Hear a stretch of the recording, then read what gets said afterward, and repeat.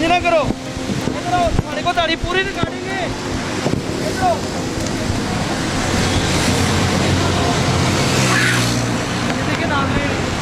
ये देखें सरेआम ये जिस्म फरोशी का धंधा यहाँ पे चल रहा है मड़िया स्टॉप पे फैसल टाउन में।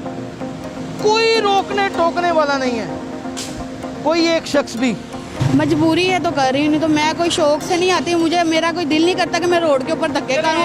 एक आप लोगों ने आज आकर मुझे तंग कर रही कितने आपको रात के पैसे बन जाते हैं मेरे कोई 5-6-7 हज़ार। बाहर आती हूँ मैं, डेली नहीं आती। सबने अपनी ज़रूरत पूरी करनी होती है। कि जिस्म को कोई नोचे, आपके साथ कोई गलत हरकत करे, कोई वाहियात जुमले आपके ऊपर कसे, आपको मुख्तलिफ नामों से पुकारे, इससे क्या बहुत बेहतर नहीं कि आप भीख मांग लें?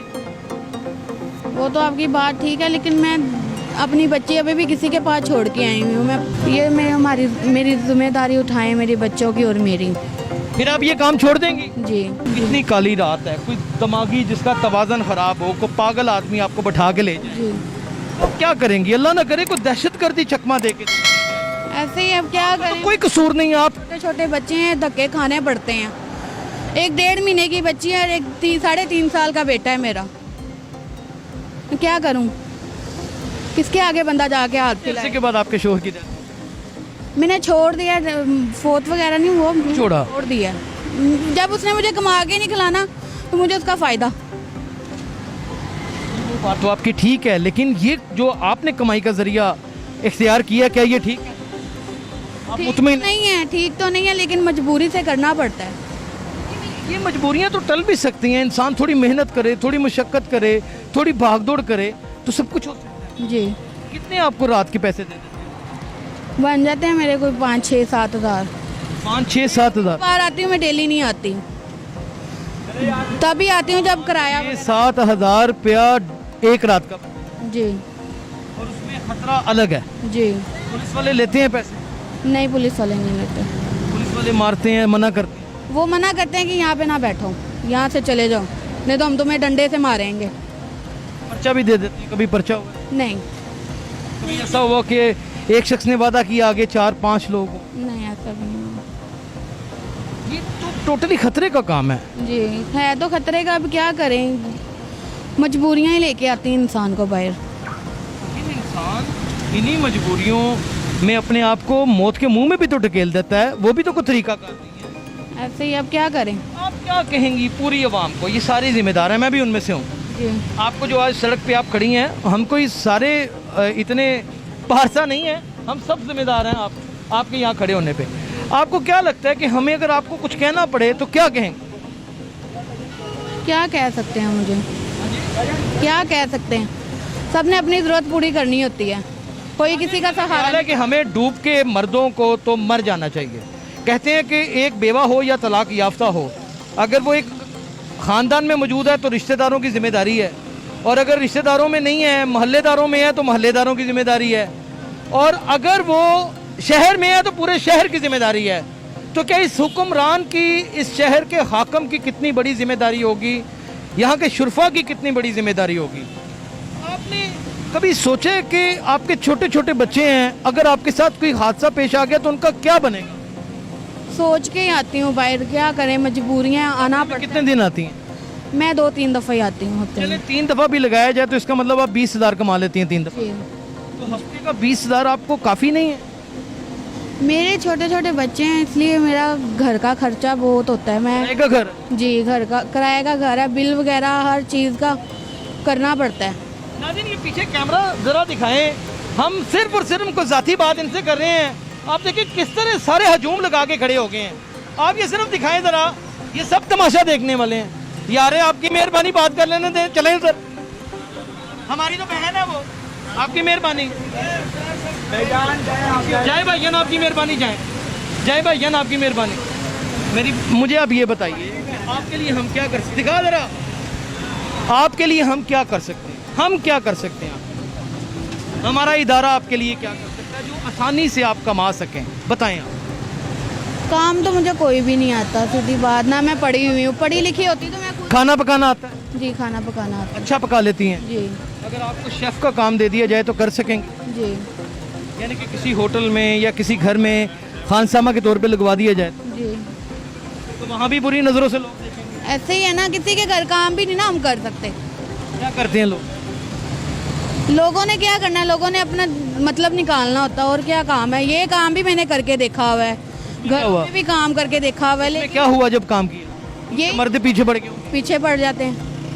उनकी खुशियाँ पूरी की। नहीं, जो इस तरह करता था उसको उस घर को ही छोड़ देते थे। तो घर को छोड़ के यहाँ सड़क पे आके खड़ी हो गई हैं, ये क्या है? बस किसी ने लगा दिया ना इस काम पे। लगा रही है जी। ये देखिए नाज़रीन, वो पुलिस भगा रही है, वो देखिए भगा रही है, वो देखिए वो कुछ डंडे, 2 डंडे मार के चले गए हैं। बेशरम, बेहया, बैठ जाए, आप कोई कुछ नहीं कहता आपको। वो बेहया भागे हैं। आपको लगता है कि माशरा तो कबूल नहीं करेगा इस काम को, रिश्तेदार भी कबूल नहीं करेंगे, और आप ये काम बांगे दोहर बगावत करके भी कर रही हैं। जी। क्या आपको नहीं लगता कि आपको इसमें को बहुत बड़ा नुकसान हो जाएगा? आपको नहीं लगता कि आने वाला वक्त आपके लिए कितना तारीख हो? सोच के 100 दफ़ा घर से सोच के निकलती हूँ कि क्या बनेगा।